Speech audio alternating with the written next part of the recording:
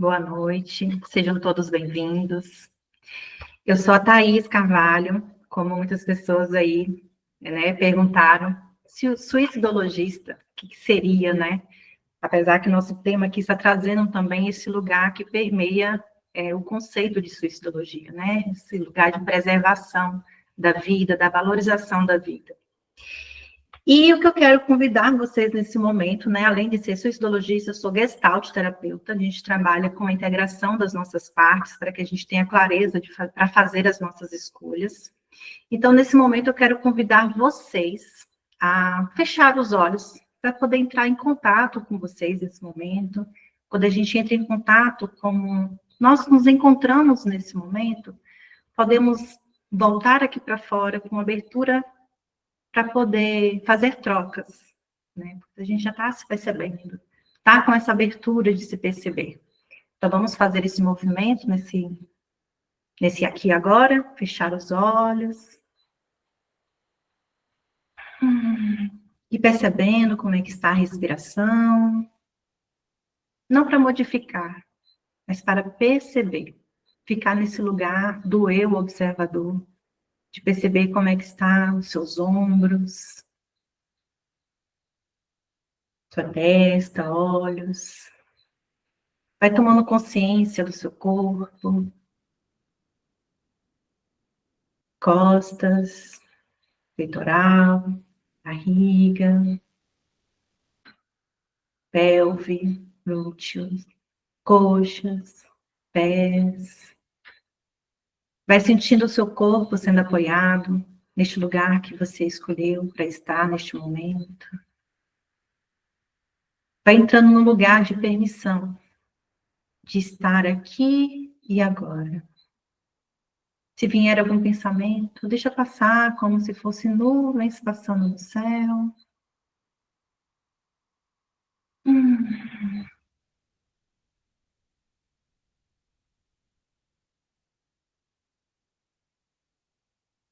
Vai ocupando esse lugar, habitando esse lugar que é tão seu, que se comunica o tempo inteiro. Cada parte do nosso corpo se comunica. E muitas vezes usamos mais a nossa cabeça. E ficamos desconectados da sabedoria do nosso organismo, das nossas necessidades.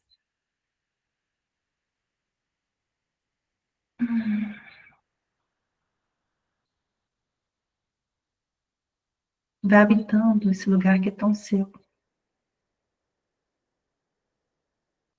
Qual a frequência que você habita esse lugar com essa atenção?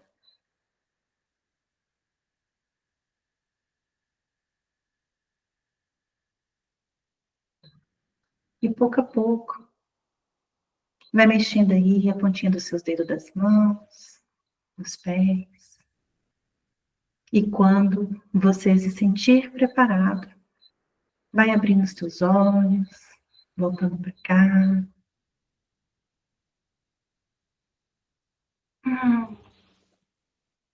Nosso tema de hoje é justamente esse diálogo possível para integrar as nossas partes alienadas. E perguntar, como é que está você?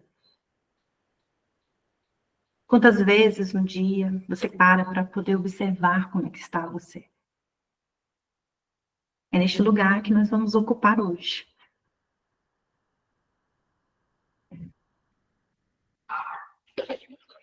Que é o burnout? Né? Essa palavra tão nova de ampliação, que a partir de 2019 começamos a pesquisar mais sobre. Que muitas pessoas, quando alguém chega falando que está com estresse do trabalho, e começam a achar graça, né? Que é frescura, esse estresse do trabalho, como que antigamente não tinha isso? E agora as pessoas estão tendo estresse do trabalho. O burnout é isso. É comparado a um quadro de estresse crônico. E ele não é considerado uma doença, mas uma condição. né? E quando a gente olha para essa pessoa, ela está no processo de adoecimento, ela não está doente, ela está adoecendo. E aí, quando a gente entra nesse diálogo para a gente entender o que era o burnout, né? Ele é caracterizado com o estresse do trabalho, especificamente. Então, a gente precisa olhar ali, se ver uma pessoa estressada, da onde está vindo, né, esse movimento desse estresse. O que está acontecendo com esse indivíduo? Qual o contexto da história dele? Para a gente ver se ali realmente é um contexto do trabalho. Quais são as condições de trabalho, né? Então, a gente vai olhando, pois ele pode ser facilmente confundido com outra coisa. Então, é só com um olhar atento que a gente vai fazendo essa identificação. E o que causa, né, o burnout? A gente precisa parar também para olhar, para a gente chegar neste lugar de entender se é realmente esse estresse, ele é um estresse causado do trabalho. O aumento das horas de trabalho e as condições de trabalho são pontos muito importantes, pois as linhas que muitas vezes a gente vai colocando entre trabalho, lazer e família, se a gente olhar direitinho para essa pessoa que está ficando com estresse maior, que está trazendo ali umas dificuldades laborais mesmo, mas como é que estão delimitadas essas linhas? Elas estão ficando apagadas entre o que é trabalho, o que é lazer, o que é família? Ou elas estão bem definidas?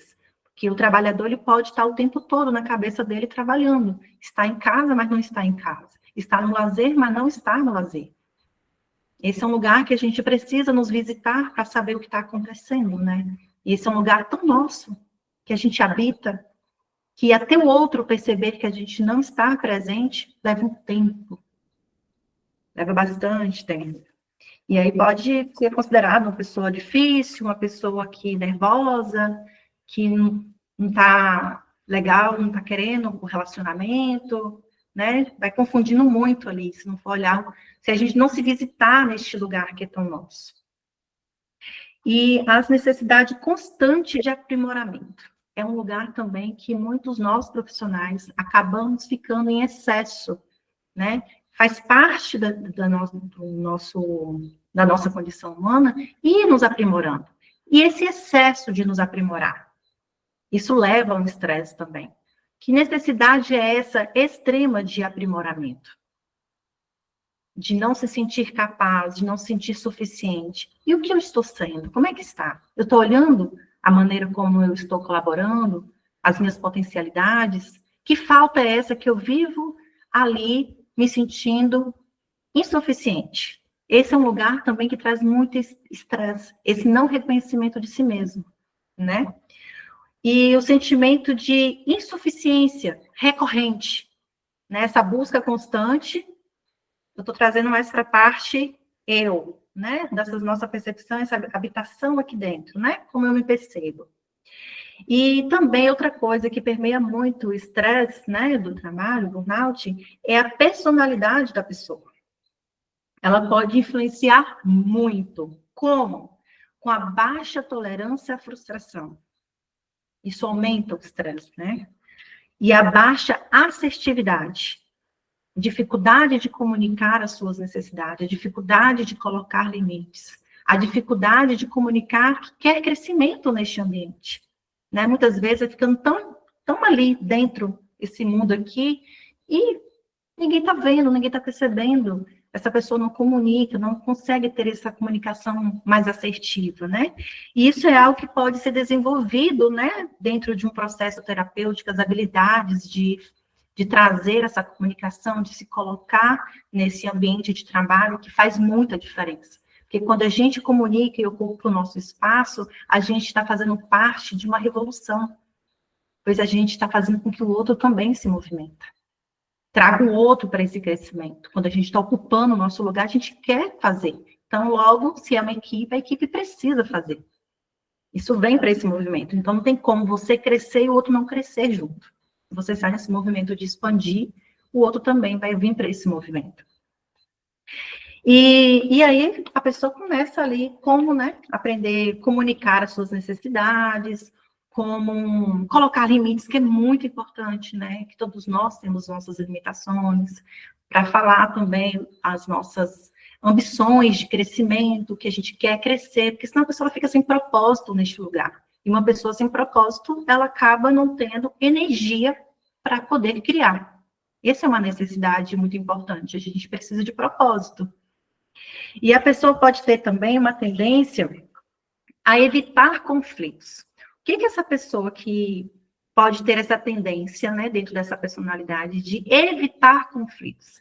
Ela pode ir para um processo autodestrutivo. Se eu pego um material muito tóxico de fora e guardo para mim, não me coloco neste lugar, eu estou acumulando ali dentro de mim. O que acontece quando a gente guarda uma energia muito forte dentro da gente e a gente não comunica ou não faz alguma coisa com isso? A gente começa a implodir em processos autodestrutivos.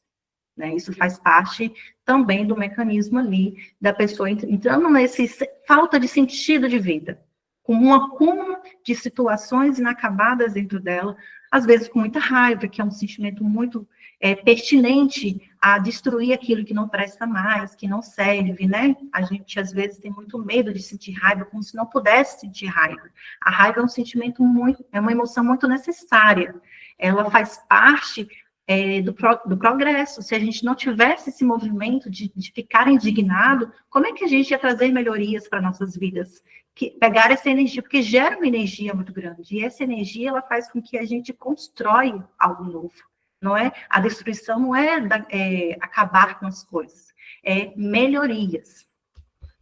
E trabalhar com pessoas muito críticas, isso traz também um dreno muito grande de energia. A pessoa está o tempo todo criticando. Se essa pessoa ela já está ali numa autocobrança de melhorias nesse funcionamento, se vem essa voz de fora criticando, isso aqui fica muito grande, fica intolerável. Então, essa pessoa vai se sentindo cada vez, né, mais impotente nesse lugar. Ela não vai poder mais contribuir de uma forma como ela era antes. Ela vai se sentindo drenada. Falta de reconhecimento. Você está neste lugar e você não se sentir percebido, você fazendo a diferença, fazendo o seu trabalho bem feito ali, se doando, contribuindo, e não se sentir percebido. Isso é uma outra forma também de trazer a sensação de baixa energia. Né? A gente somos seres humanos e uma das nossas necessidades básicas é fazer trocas. Né? A gente devolve, recebe, e esse movimento é que faz com que a gente cresça. Tipo, eu sei isso aqui é meu, mas quando o outro de fora confirma, é muito bom, sabe? Eu sei. Mas como a gente vivemos grandes espelhos, então a gente reflete o outro, né? E como a gente responde às ocorrências do cotidiano, isso também nos leva ao estresse. Se a gente responde os eventos sempre de uma mesma maneira, a gente estamos num funcionamento rígido, inflexível, não estamos sendo criativos. Claro que para poder lidar com diversos níveis de consciências, a gente precisa o quê? Olhar esse meio, aprender a se comunicar com este meio. Porque o que acontece se a gente está o tempo todo colocando o material tóxico dentro? Adoecemos. O que acontece se a gente está o tempo todo explodindo? Que é também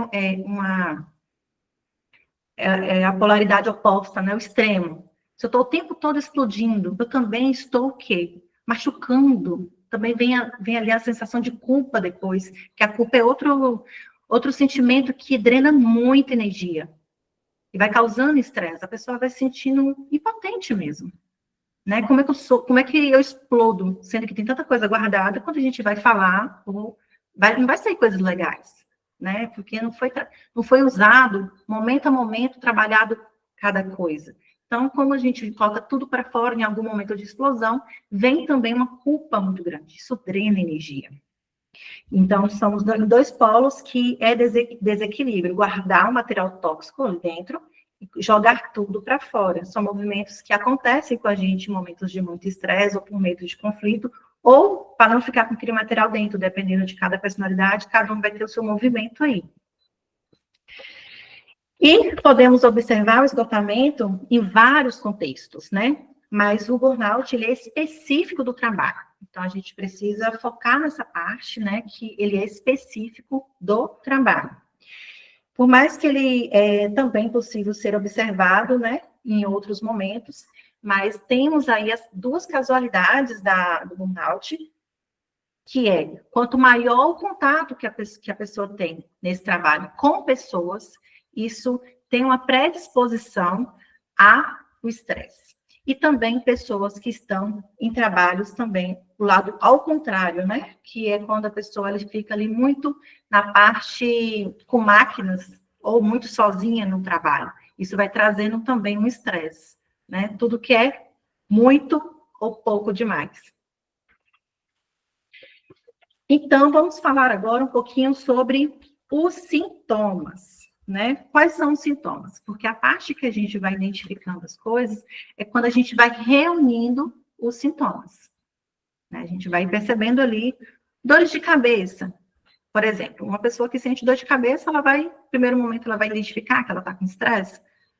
Provavelmente não. Ela pode colocar o excesso de luz do computador, o excesso de luz do dia, sem proteção. A gente vai se justificando para lidar com os nossos desconfortos, né? Então, quando a gente vai somando, e é por isso que é muito importante a gente utilizar esse momento de fazer o que é mesmo burnout? O que ela causa? Como é que ela acontece? Então, isso é fazer com que a gente venha para a prevenção, né? Então, sintomas, dor de cabeça, distúrbio do sono, distúrbio do intestino, que é o famoso piriri, né? Acontece uma vez, acontece outra, daqui a pouco a gente vê que está bem recorrente, né? A falta de foco, apagão, quando a pessoa vai lá enviar um e-mail, daqui a pouco ela se vê, o que mesmo que eu estava fazendo? Isso são sintomas. Corpo enrijecido, tudo muito duro. A pessoa está com a energia toda aqui, trabalhando, feito uma máquina, e o corpo, ele é abandonado. Então, a pessoa, ela está fragmentada, ela não está trabalhando com todo o seu organismo. Dor muscular, mandíbula, né, rígida, principalmente se a pessoa estiver guardando muitas coisas, raiva, que a gente... É um lugar que a raiva ela fica muito acumulada. Mãos, braços, lugares de ação, de fala, de mastigar, de destruição.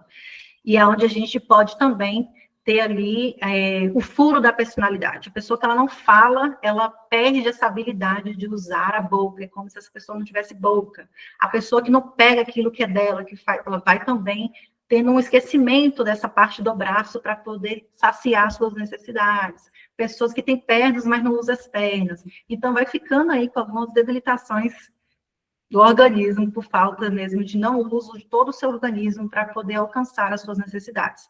Porque o estresse, gente, o que acontece? Ele não é de todo ruim, faz parte da gente. Quando a gente vai fazer algo, o estresse, ele acontece. Mas a partir do momento que você realiza aquilo que foi feito, você utilizou aquela energia, você descansa, você relaxa. Mas se você não relaxa, isso vai para um estresse crônico, vai ficando recorrente, seu organismo vai entendendo que esse é o novo funcionamento da Thaís. Ela vive dura. Então a gente vai trabalhar nesse sentido.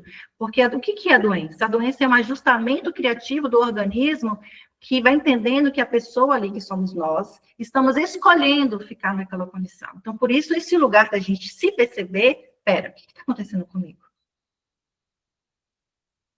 Pera, eu tô o tempo todo assim, eu durmo, eu acordo cansado. Eu durmo cansada e acordo mais cansada do que eu dormi. O que está acontecendo comigo? Né? Então, vamos separando aí, né? Esses sintomas que eu falei primeiro são sintomas fisiológicos. E tem também os sintomas emocionais, que é a irritabilidade, que a pessoa ela vai ficando, tudo é o fim, é uma linha para ela. Tudo parece que é uma coisona, mas não é por isso. É o acúmulo de coisas que essa pessoa vem carretando. Então, não é sobre aquela linha, é sobre todo um contexto, né? Dificuldade de concentração, diminuição da autossuficiência, não ver graça nas coisas, diminuição de energia, dificuldade de levantar da cama, de encontrar sentido para levantar da cama. E dos comportamentos. A pessoa ela tende a se isolar, né? Ela está tão com baixa energia, fazer trocas vai ser mais gasto de energia, né? Então, isolamento vai ser poupar essa energia.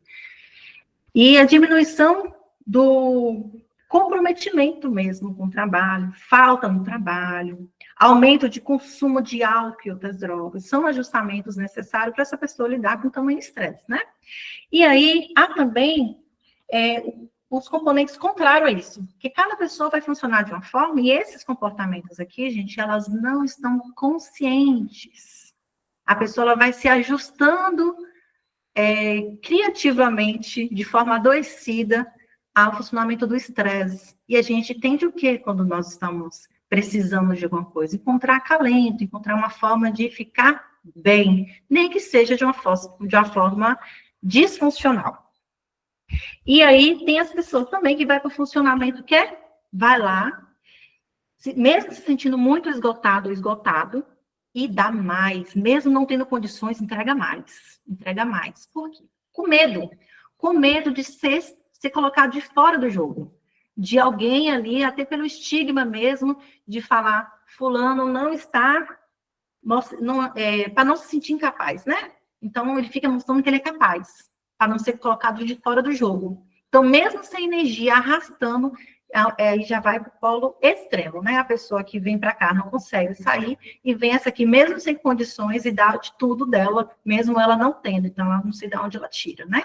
Então, temos essas duas polaridades, que é extremos também, que do funcionamento da pessoa que está no nível de estresse, indo no nível de estresse crônico mesmo. E a pessoa ela demora de perceber, porque ela demora tanto tempo para perceber que ela está vivendo um estresse do trabalho. O que acontece? Baixa percepção de si. A energia está toda na cabeça. Se a gente pudesse olhar as pessoas energeticamente, olhando na rua, se tivéssemos um aparelhinho para olhar aonde está a energia das pessoas, poderíamos ver cabeças dirigindo carro, cabeças trabalhando, cabeças em todos os lugares, não vê corpo, a energia não está no corpo. E a nossa inteligência está aqui. Essa aqui é a parte que traduz, onde que aguardamos informações e traduzimos informações de todo esse organismo. Nós temos um organismo inteiro, né? Então, a gente vamos usando muito a cabeça e esquecendo de perceber o corpo, de dar para ele o que ele precisa. Meu, está todo duro aqui. E aí a pessoa, às vezes, vai buscar por um relaxamento, ver o que está acontecendo. Por que eu não estou conseguindo baixar o ombro? Isso está aqui em cima da minha orelha. O que está acontecendo? O que eu ando pensando? Em que eu estou preocupado? Será que eu estou aqui ou estou no meu trabalho? Né?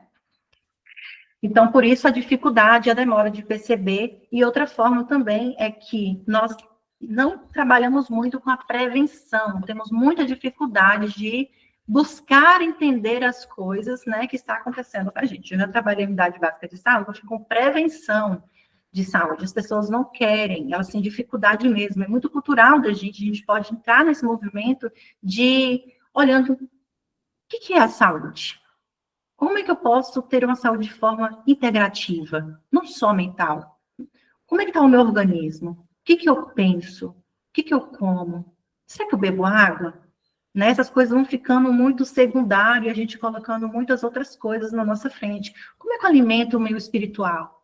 Como é que eu estou me sentindo? E nisso tudo é um movimento espiritual. Todos esses questionamentos para ficar perto de você. Quanto mais próximo você está de você, mais na presença do que você acredita você está. E os sintomas, eles podem sendo interpretados de outra maneira, né? Como eu trouxe aqui a questão da dor de cabeça, talvez foi excesso de tela, o piriri aconteceu uma vez, eu nem lembro que eu comi no café da manhã, como é que eu vou saber o que pode ter sido que eu comi ontem, né? Então, essa falta de temporalidade, de saber o que eu estou consumindo, de presença, vai trazendo essa fragmentação na nossa mente. Então, a gente vai justificando os nossos sintomas com os nossos achismos. E isso faz com que o nosso diagnóstico seja muito tardio, por conta da nossa ausência de presença na nossa própria vida. E quais são as consequências de um diagnóstico tardio? O que precede um estresse crônico? Né? A depressão, ou um dos transtornos de ansiedade, porque o nosso organismo ele vai se ajustar criativamente dentro daquilo que ele está vendo mais daquilo. Se eu estou indo para o funcionamento depressivo, o que o meu corpo está entendendo? olha, Thaís está se frustrando muito, então vou diminuir a energia dela. Para quê? Para ela se frustrar menos. Esse corpo, ele tem uma inteligência que é inexplicável, né? Então, cada pessoa vai se expressar de uma forma. A ansiedade, a preocupação excessiva, né? Que a pessoa pode também ir para uma variação do toque, né? Que é aquele comportamento obsessivo, compulsivo, que também vai trazendo abandono desse organismo. E podendo, assim, através dessa busca tardia, que ultrapassa, né? O burnout, e já vivendo uma outra condição, né? Que é o ajustamento de alguma outra patologia dentro do adoecimento, tanto do organismo, porque todos nós temos um órgão de choque, né? Cada um vai, dessa forma, levar isso de uma forma inconsciente para esse organismo. E aí, quando está já de uma forma mais agravada, essa pessoa, fica difícil ela se ajustar nesse lugar de trabalho, de trazer essa autonomia, de colocar nos limites, de falar mais assertivamente, porque essa pessoa já está muito machucada. Então, o recomendado é o afastamento. Se não foi para esse lugar mais, né, para esse adoecimento mesmo, sem ser a condição do burnout, que já é muito difícil, aqui a pessoa ainda tem condições de encontrar um ajustamento mais funcional nesse trabalho, mas quando chega neste lugar, ela está precisando de um apoio mais ampliado, de cuidados mais ampliado, né? Então, qual é o tratamento? Vamos para essa parte. Qual é o tratamento da pessoa com burnout? É psicoterapia. Segundo, a pessoa ela vai precisar fazer um estudo do campo biológico, porque é uma pessoa exposta há muito tempo ao estresse crônico, que é o burnout.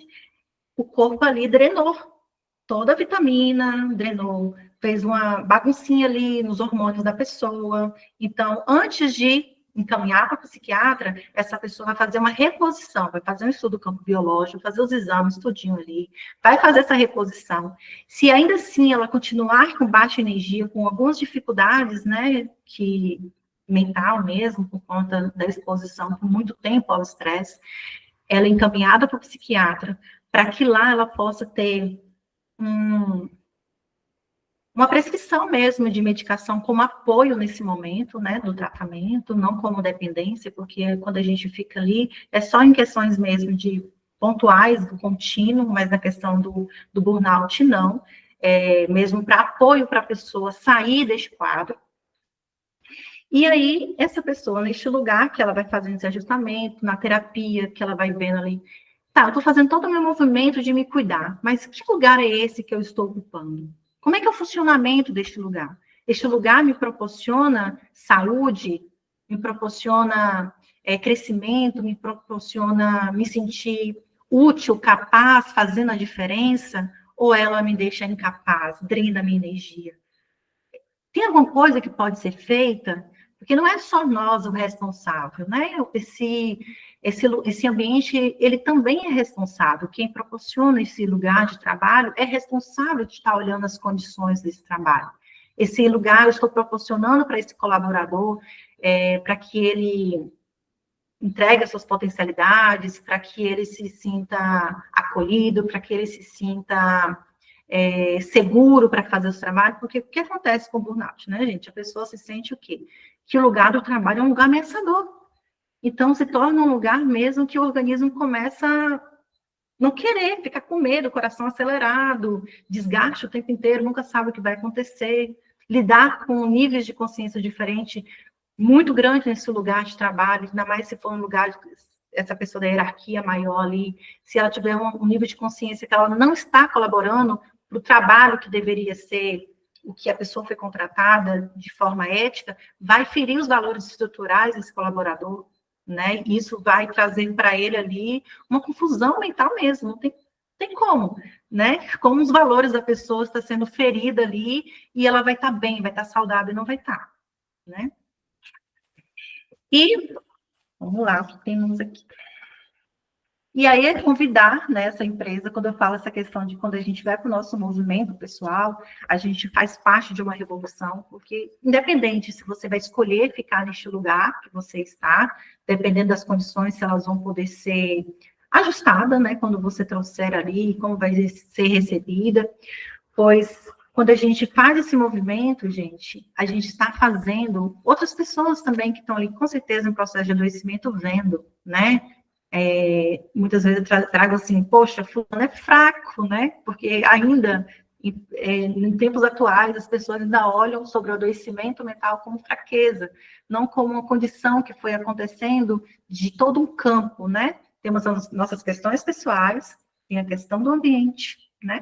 Que a gente precisa estar ali observando, prestando atenção, e estar aqui em vários níveis de consciência, com níveis de consciência às vezes muito diferentes, isso faz com que a gente pode adoecer se a gente não entender que às vezes a pessoa não está enxergando, né, o mal que ela está fazendo. E esse trabalho que a gente faz de trazer o nosso lugar, o nosso coração, comunicar, esse movimento que nós estamos fazendo aqui, é um lugar da gente olhar para algo na mesma direção. Pera, eu estou me enxergando? Eu estou enxergando o meu colega? Ele pensa diferente, mas como é o que ele pensa? Deixa eu perguntar para ele. Quando a gente questiona mais do que julga, a gente está fazendo um movimento também de entender e se aproximar, porque a gente não sabe qual a história daquela pessoa, né? Para estar naquele movimento. Às vezes, quando a gente está interessado, alguma coisa nela abre, né? Faz com que a gente, poxa, peraí, como é que eu posso fazer alguma coisa aqui para estar junto? Né? A gente, às vezes, só olha a parte ruim do outro, só o que a gente vê, só o que está dificultando.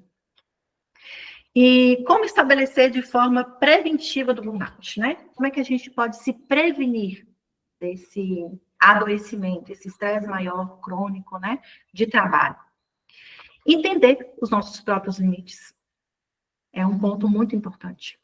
Que muitas, lógico, né, que a gente quer entregar, quer fazer a diferença, mas às vezes ultrapassando nossos limites, às vezes não. Ultrapassando os nossos limites, não vamos poder fazer a diferença, né? Incluir momentos de relaxamento. Isso é muito importante, né? Quando a gente escolhe fazer algo, contribuir com o nosso dom no mundo, a gente vai ter muito estresse. Não, Hernani? Muito estresse. E aí, para isso, a gente precisa fazer o quê? Estresse, relaxamento. Estresse, relaxamento. Estresse, relaxamento. Essa habilidade de ficar flexível diante da vida não vai ser só para o meu organismo. Eu vou lidar com os desafios de uma forma melhor. Eu vou lidar com essa pessoa que está com a mente, com a consciência que não está vendo o mal que ela está fazendo é para todos nós. Né? Então, isso faz com que a gente consiga ter mais sabedoria para lidar com o outro, quando a gente está tendo esse autocuidado, de perceber esse movimento. Estresse, relaxamento. Né? E olhar para o trabalho como parte da sua vida, não como a sua vida. Olhar para o trabalho como parte da sua vida e não como a sua vida. No trabalho de senso de self, quando a pessoa coloca ali, quem é você? Aí a pessoa ela coloca só coisa do trabalho dela, o quanto ela ama, o quanto ela é apaixonada, e assim, e você? Se tirar isso, quem é você? Né? Então, as decepções ficam muito grandes, fica assustador, porque tudo dela é o trabalho, ela já não tem outra, o que é a vida dela, né? E algumas pessoas podem afirmar ou acreditar que o burnout seja frescura, como eu falei lá, né? Porque o que acontece, gente, é um tempo muito novo aqui pra gente, né? Muitas pessoas falam assim, o que é isso? Que palavra é essa? Que palavra diferente é essa? Né? Mas ela é muito antiga, e ela foi ali, começou num estudo com enfermeiras, que é uma das profissões mais antigas, enfermeiras, médicos, né? Foi visto lá. E aí, foram as primeiras a serem diagnosticadas com burnout para exposição à vida e morte. Né? Então, essa exposição, ela traz ali o burnout, e hoje a gente vê isso em outros lugares de trabalho, tão ampliado pelo tempo que a gente estamos vivendo e requerendo coisas diferentes da gente, né? E como o burnout ela já existia há muito tempo, mas ela não tinha dado esse nome, não tinha sido popularizado, né? O que é isso? Então, muitas pessoas foram olhadas como frescura, como preguiça, como problemáticas e etc. E a pressão do mundo atual, gente, ela contribui muito, né, para o burnout. Hoje, a maioria dos profissionais usam as redes sociais para o trabalho. O tempo que a pessoa passa neste lugar é dreno também, né? Traz a comparação, vê coisas também, além daquilo que a gente presencia no nosso dia a dia. A gente tem ali um acesso muito, né, maçante, de forma muito rápida nas mãos, o quanto isso vai trazendo estresse para a gente. E também a comparação, né? Isso vai trazendo também uma drenagem. A oferta de cursos que vai trazendo a mensagem para a gente, você não é suficiente, você não é suficiente, você não está fazendo. Vai trazendo essa comparação, porque a rede social, ela é muito boa. É óbvio que nós estamos aqui hoje por conta das redes sociais. E a gente precisa saber como usar, o tempo que a gente vai usar. Nos policiar neste lugar, pois isso também drena muito energia. Drena o nosso tempo de dormir, de fazer trocas reais aqui. E podemos dizer que o burnout é uma condição do mundo moderno, mas que, de fato, temos que prestar atenção muito nisso que eu acabei de dizer. Nas redes sociais, como elas contribuem, né?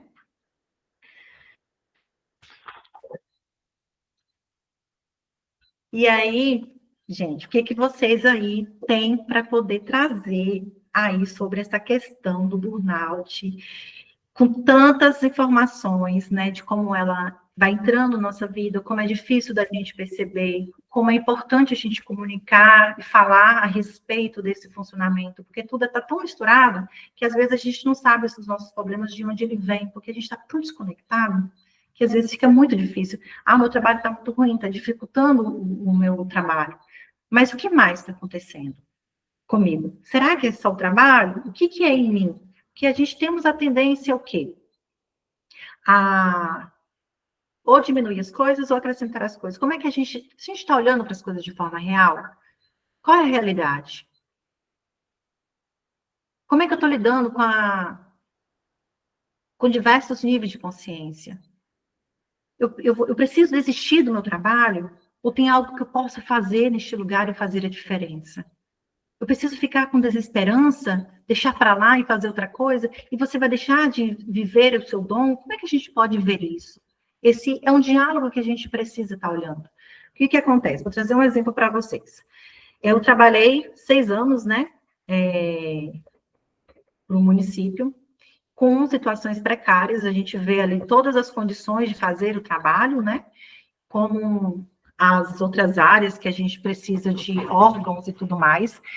E eu falei assim, gente, como que eu vou atender uma pessoa dentro de uma sala de curativo só mofo? A sala que você tem para atender é aquela ali. Eu me recusei, avisei para a pessoa que eu iria atender naquele dia, fui atender em outra unidade de saúde e acharam uma afronta. Como é que é colocar pessoas dentro de uma... Eu ia me colocar junto com a pessoa dentro de uma sala cheia de mofo. E essa é uma realidade de quem trabalha com... dependendo de outros órgãos, não é, Hernani? Como é que a gente se posiciona? A gente vai soltar a mão? O que a gente pode fazer? Qual o movimento que a gente pode fazer? Então, isso faz muita diferença. Mas qual lugar que eu vou ficar? Como é que eu vou entendendo esse movimento dessa outra pessoa que não está entendendo que nós estamos falando de vida? Que não está entendendo o que está acontecendo? Como assim? Se você quiser ali. Como assim? Então, são esses questionamentos que a gente lá, olha, aquelas condições ali não dá. Como é que a gente pode fazer? Ah, só tem aquilo ali. E aí todo o sistema vai olhar para essa pessoa com uma revoltada, né? Que não quer trabalhar, que está colocando, porém, nas condições de trabalho, é assim mesmo. Isso vai adoecendo a gente, se a gente não saber se posicionar. Mas a gente pode sim fazer diferença. Então, é todo lugar que a gente precisa visitar e saber até onde é o limite de cada um e como a gente pode fazer a diferença em um mundo com tantas diferenças de consciência. Eu quero trazer uma frasezinha para vocês aqui de uma carta de acolhimento da Karina, que é uma suicidologista, que o sofrimento é o que precipita a dor para nos atentarmos às nossas necessidades.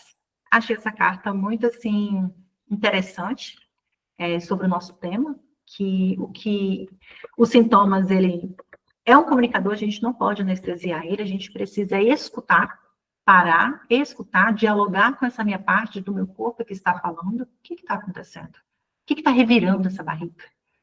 O que não está te fazendo bem, que você está engolindo do meio que não está te fazendo bem?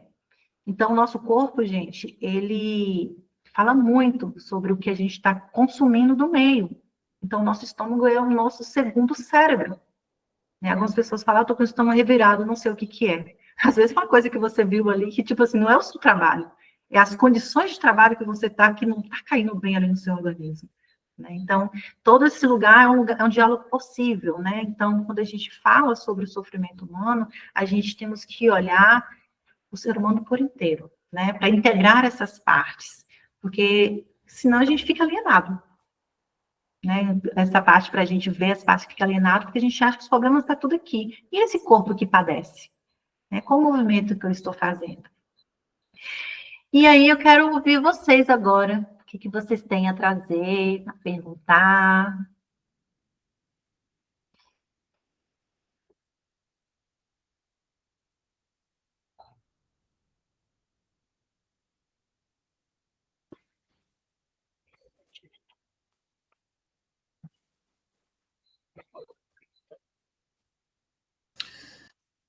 Thaís, eu fiz algumas anotações aqui, mas eu gostaria de deixar as pessoas falarem primeiro. É só levantar a mãozinha aí, gente, e participar, tá?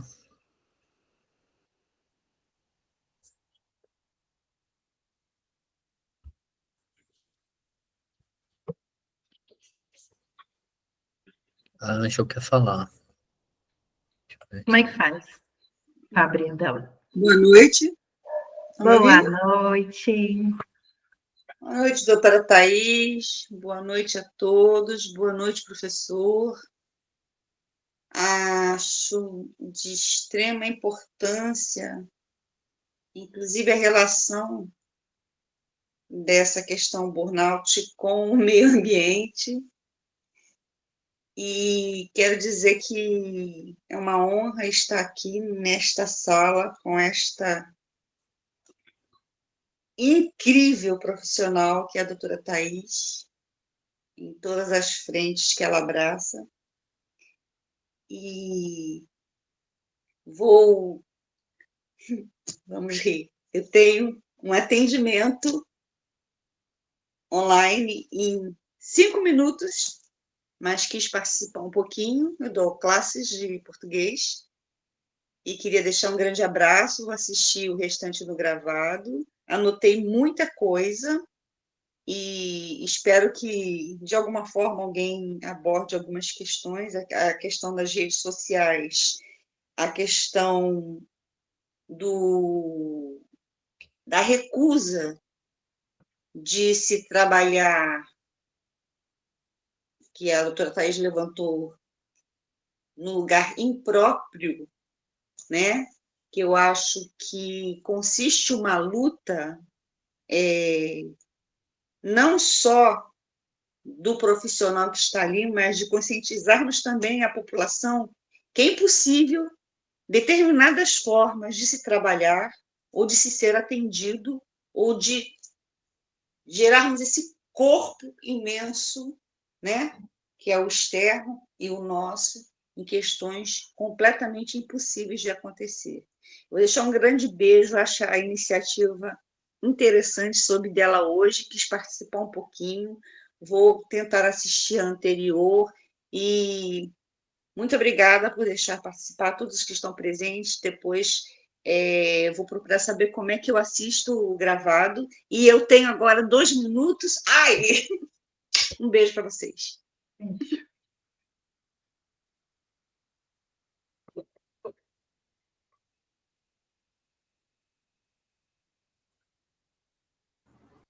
E aí, gente, alguém com mãozinha aí? Querendo falar alguma coisa?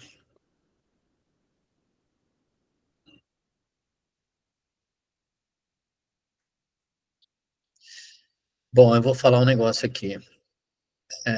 Eu passei por esse processo do burnout durante o doutorado. Eu demorei muito para perceber que o que aconteceu comigo foi burnout, porque eu estava tratando o que aconteceu comigo de uma outra maneira, né? Mas depois de estudando, depois de muito tempo, eu entendi que eu tive burnout, né? E para mim, o burnout, Thaís, foi um trem descarrilhado. Simplesmente a minha locomotiva não conseguiu ficar em cima dos trilhos e o trem descarrilhou. E eu precisei ser levado para o hospital, eu precisei ter afastamento do trabalho, eu precisei de ajuda médica, psiquiátrica e psicológica, né? E apoio de família, apoio de amigos, e demorou para eu me restabelecer. Não foi fácil, demorou bastante tempo. O que eu percebi no meu processo é que eu simplesmente não sabia falar não. Eu não tinha limites. Eu fui fazendo as coisas e quanto mais eu fazia, mais me davam tarefas para fazer e eu estava fazendo muitas coisas simultaneamente. Depois que eu terminei o mestrado, eu quase ingressei no doutorado logo depois do mestrado, mas eu tive o desejo de montar uma instituição, montar uma ONG. E eu conversei com o meu orientador na época. Isso foi há 20 anos atrás. E ele falou assim para mim, não, Hernani, ou você monta a ONG, ou você faz o doutorado. Porque comigo, se você quiser fazer o doutorado, é dedicação exclusiva. Eu não aceito você montar uma ONG e fazer o doutorado. Eu achei aquilo um absurdo. E assim, no meu coração, estava pesando mais montar a ONG. Então eu fui montar a ONG, né? O doutorado ficou postergado para mais para frente. E eu fiz mais recentemente. Só que quando fui fazer o doutorado, eu trabalhava.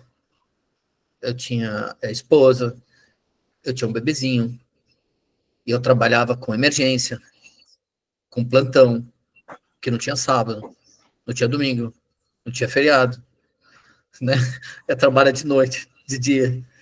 Aí, assim, 24 horas o telefone da emergência ligada, tendo que fazer disciplina, a pós-graduação, e uma série de coisas, né? A qualificação chegando.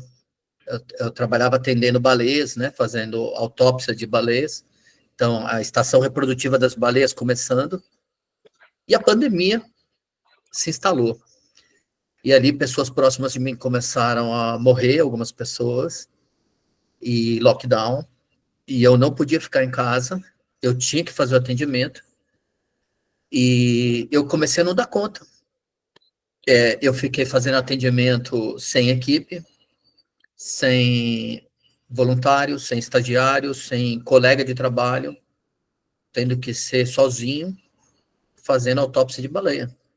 Animais que têm 40 toneladas e com muita cobrança no ambiente de trabalho. E eu não sabia falar não. E mais cobranças vinham, porque a mídia está querendo resposta. As baleias estão encalhando. Isso tem uma comoção pública muito grande. E aí chegou uma hora que eu não aguentei. Como que aconteceu o meu processo?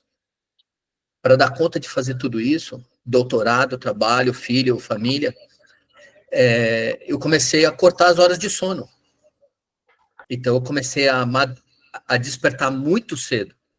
Eu tinha que acordar 3 horas da manhã para poder ter um pouco de sossego, para poder estudar e render no doutorado.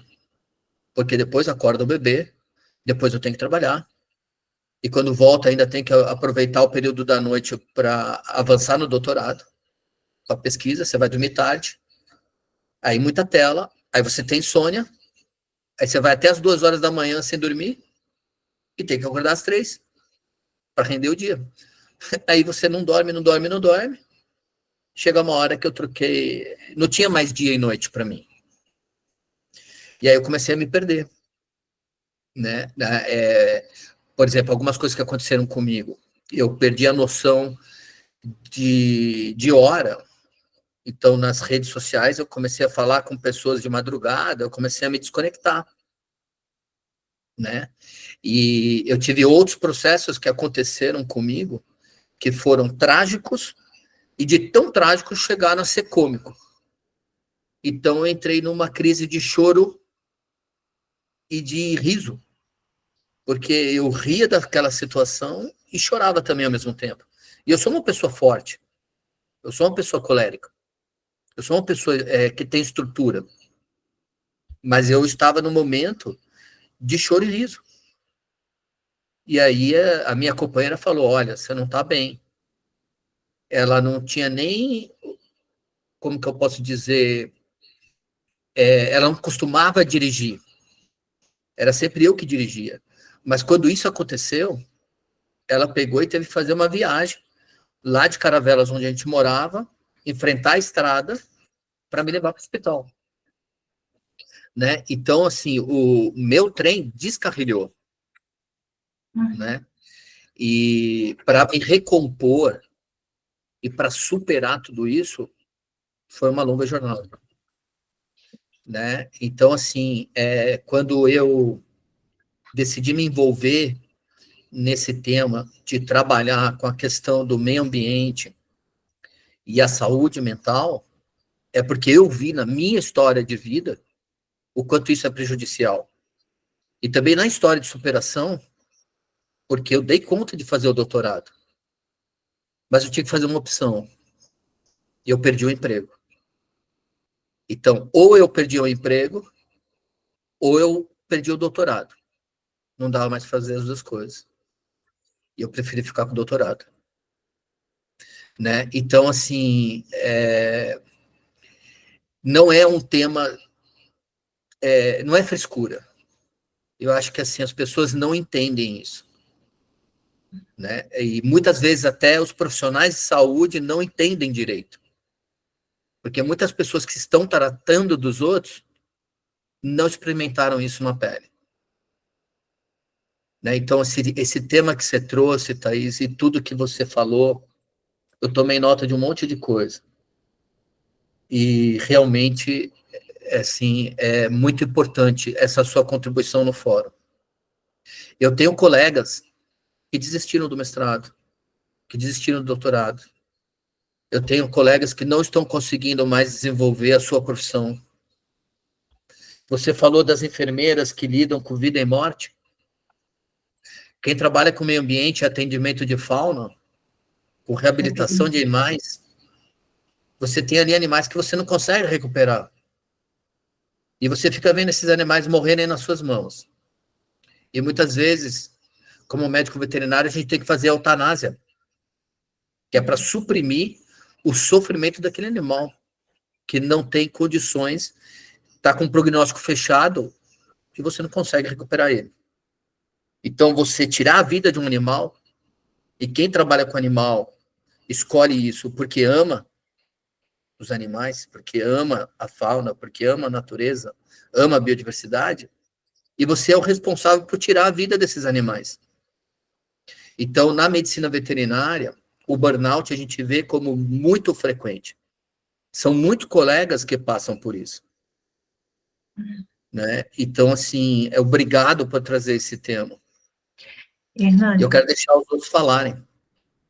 essa questão mesmo, né, desse processo de adoecimento, a gente entender os nossos limites, a nossa contribuição até onde a gente consegue ir, isso tudo é bem sensível, né, para chegar neste lugar, de compreender que você está fazendo o melhor dentro das condições que tem, dentro de tamanhas situações de lidar com vida e morte, né? De entender essa condição humana, que o que acontece muitas vezes é a gente se distanciar deste lugar, né, Hernani? Que é um lugar bem, para a gente visitar, a gente tem que estar frequentando este lugar em nós. Tem três perguntinhas que eu gosto muito desse livro, Uma Casa que Não Pode Cair, por Julia Jabut, que ela lida com vida e morte, um processo mesmo de vida humana e morte, dentro, né, no contexto da vida dela. São três perguntas que a gente precisa fazer na nossa trajetória de vida. Para onde eu estou indo? Essa rota que eu escolhi faz sentido? Esse ritmo está valendo a pena? São questionamentos que nos convidam a olhar as nossas necessidades. Como é que eu vou fazer algo, fazer a diferença, se eu não estou fazendo isso comigo, se eu não estou cuidando de mim? É onde que a gente entra no tripé do cuidado, e sem esse tripé a gente não se sustenta em pé, que é o se cuidar, cuidar porque é muito bom a gente poder cuidar de alguém, e permitir ser cuidado, ter esses 3 lugares, porque a gente também precisa ser cuidado.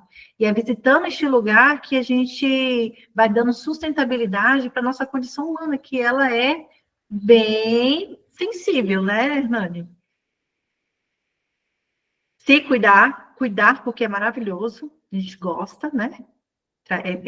Traz satisfação para a gente. E ser cuidado. É o tripé do cuidado. Thaís, tem uma outra coisa que você falou, que eu achei interessante, que a falta de reconhecimento muitas vezes faz você se doar mais e fazer mais, porque você quer se sentir valorado no ambiente de trabalho. E aí, quando você começa a fazer mais e mais e mais, você vai se estressando mais e mais e mais. E parece que quanto mais você faz, mais trabalho é dado para você. Mas você quer um reconhecimento, você quer sei lá, um elogio, um agradecimento, e você não recebe. Eu sei que eu sou, mas você está vendo? Você me confirma? Né? As perguntas são: para onde estou indo? Essa rota que escolhi faz sentido? Esse ritmo está valendo a pena? O que faz a gente motivar essas perguntas? Porque nós fomos condicionados a quê? A sermos obcecados a seguir em frente. Mas a gente precisa entender como é que eu estou seguindo em frente.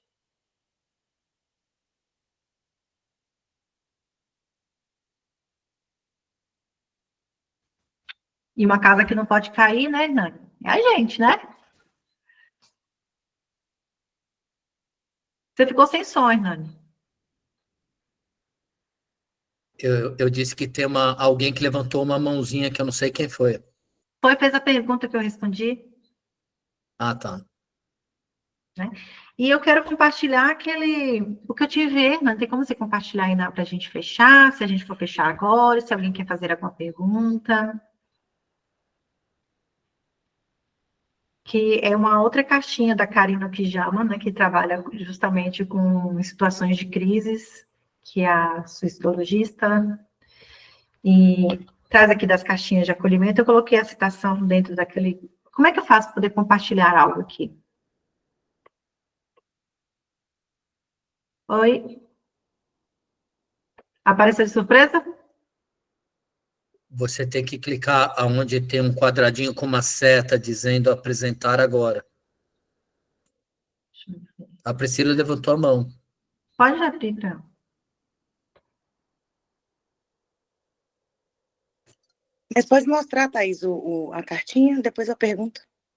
Não, pode falar. Né, vamos lá.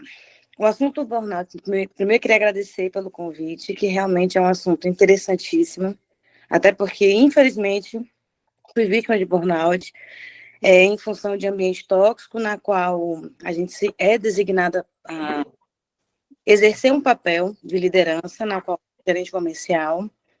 E eu tive uma equipe muito boa, porém, aponta a liderança, quem estava no superior, uma pessoa com vários problemas, na qual somente terapia ali resolve.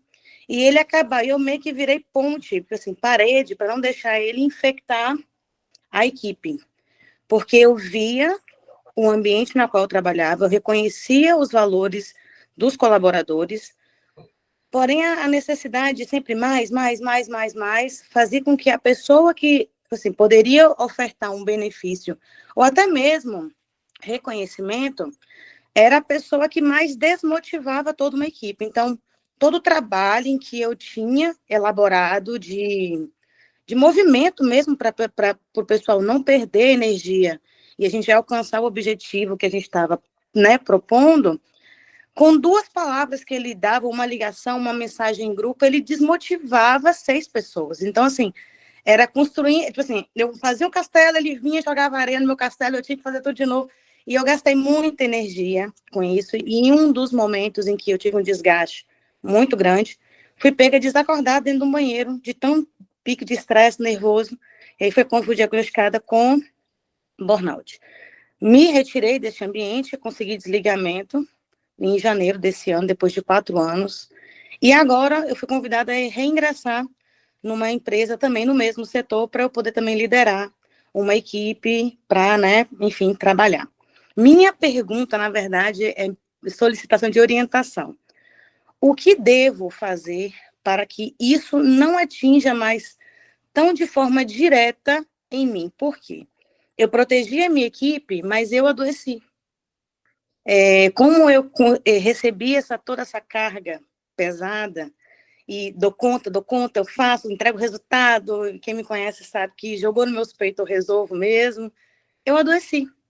Desenvolvi psoríase, desenvolvi urticária, hoje faço tratamento, hoje tenho acompanhamento também terapêutico, mas isso me acarretou vários problemas, entendeu? Então, assim, hoje eu estou num processo, estou muito melhor do que eu estava há um período. Eu consegui sair dessa empresa com um posicionamento muito positivo, até para com a pessoa que era prejudicial a toda a equipe. Na verdade, eu consegui sair de uma forma muito limpa, onde eu sei que o que eu entreguei foi o meu melhor nas condições, e eu tenho isso muito claro e consciente, e não me afeta. Mas a minha preocupação é como eu aceitei essa proposta desse novo comércio que vai abrir, as orientações que você me dá, para eu poder não me deixar entrar de novo neste mundo onde eu saí tão prejudicada. Porque mexer com gente é muito difícil, você sabe, todo mundo aqui sabe que é melhor mexer com bicho, eu acho, igual o rapaz mexe, né, que é biólogo, veterinário, eu acho que é melhor mexer com bicho do que com Vai gente. nesses desafios que ele passa também, viu? Você Não, acha que... mas eu falo que o bicho homem, eu acho que é, meu Deus, e eu consigo me relacionar muito bem com as pessoas, porque eu sou muito ouvinte, eu sou aquela pessoa que eu gosto de ouvir, para depois a gente sentar e resolver o que dá para ser feito. Só que tem determinadas coisas que me atingem de forma muito profunda. E até eu conseguir digerir, processar e separar o que aquilo me pertence e não me pertence, já fez um determinado estrago. Hoje eu consigo ter uma percepção mais clara das coisas. Só que, assim, existe sim um medo, porque eu vou estar pegando tudo novo de novo, nova equipe, novos proprietários, assim, outras pessoas que vão estar acima de mim. E eu queria uma orientação de como que eu devo lidar para não deixar isso me atingir ao ponto de me prejudicar, igual já um dia, numa situação em que eu já estive, entendeu? É entender os seus limites e saber comunicá-los. Porque se você não comunicar, tipo, só comunicar, pera, também, a pessoa, o que você está fazendo com aquilo que eu estou comunicando? Né? Isso é um grado. É igual, Ana, eu não sei dizer, não sabia dizer não. Hoje eu já sei. Comunicar as suas necessidades, né? Comunicar as suas necessidades, limites, e se apropriar deste lugar que é seu, e trazer essa questão, essa conversa mais assertiva mesmo. O que é isso que você está me pedindo?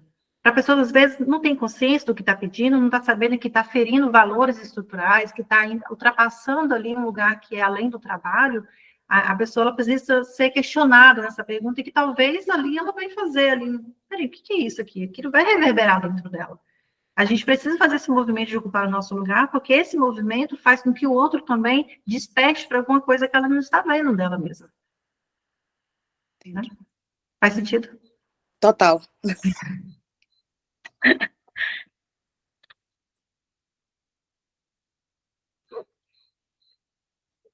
Cadê? Muito bom mesmo. Oi? Isso é muito bom mesmo. Excelente resposta. Hernani, como é que faz para poder compartilhar o... Você quer compartilhar o quê? Uma imagem? Eu te encaminhei para você. É uma citação para a gente fechar. Tá, deixa eu então tentar buscar ela aqui, só um minuto. Tá. Eu acho que é aquela frase lá. Isso. Tá, deixa eu ver se eu consigo fazer isso aqui, só um minuto. Esse lugar assertivo não é um lugar que é uma habilidade tão fácil, né? Que é um lugar do meio, não é um lugar extremista, né, Hernani? Então, enquanto a gente tem que ir se colocando no nosso próprio lugar e se posicionar, isso leva um tempo para a gente ir se acomodando nesse lugar elegante. Gente, essa frasezinha aqui, ela foi tirada de uma carta de acolhimento da Karina Okijama Fukimutsu. Não confunda adoecimento com fracasso. Não escolhemos adoecer, mas sim escolhemos a maneira de lidarmos com a doença. O que essa carta está querendo nos dizer? Quando a gente adoece, trazemos uma culpa muito grande, como se fosse a gente que quis. Quando a gente adoece, não é isso que acontece. Quem é que quer adoecer? Ninguém adoece querendo adoecer. O adoecimento é um ajustamento da forma que a gente está vivendo. E aí, a partir do momento que a gente adoece, alguma coisa pode ser feita, né? A gente pode lidar com a doença e ver o que me adoeceu. E nesse lugar, fazer esse resgate de me pegar de volta. O que não funciona mais para mim? O que eu preciso fazer? E é nesse movimento aí que a gente se resgata, sai desse lugar de drenagem de energia, que é a culpa, e vai para o lugar de se responsabilizar pelo seu lugar no mundo. E é isso, gente. Vamos nos despedir, Nani? Cadê você?